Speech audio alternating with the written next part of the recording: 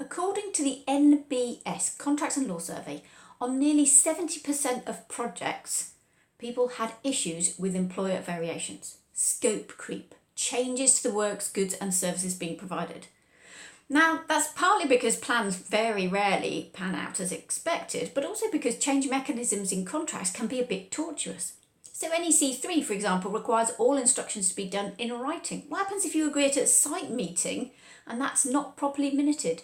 Do you still have to do the works? What if you do the works? Will you get paid? What if you don't notify them that you want to get paid? So even on the simplest contracts, you tend to have a clause which says that any variations to the agreement will be recorded in writing.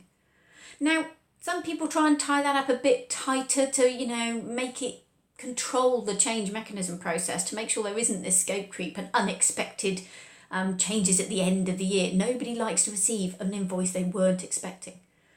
Okay, so you might tighten it up by saying specific people have authority to sign that changes.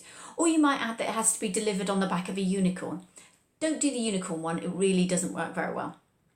But the courts have looked at this recently because what they found was that even when we try and say it should be in writing, often we have oral agreements. So we talk to someone, we agree that we need to change something, they agree to do it, they provide the services, and then we look at the contract and say, well, actually, we don't have to pay you. So the courts looked at this and said, well, even if it requires it to be in writing, if all the other contents that you need for a contract, offer, acceptance, consideration, certainty and intention are there, then actually that should be done as an agreement under this contract. It can be a change mechanism because you don't really want a series of contracts. Every time you change your mind, you have to add another layer of contracting on board. You can use the change mechanism in the contract.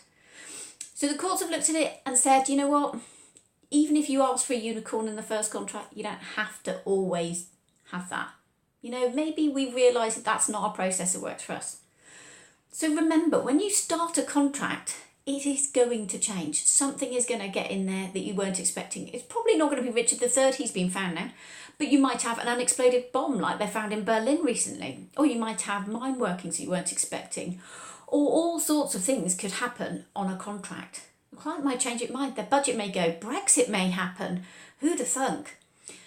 So make sure that you have a procedure which is quick, clear and simple, and make sure, more importantly, the people who are actually involved in that contract on a day-to-day basis know what the procedure is and can follow it.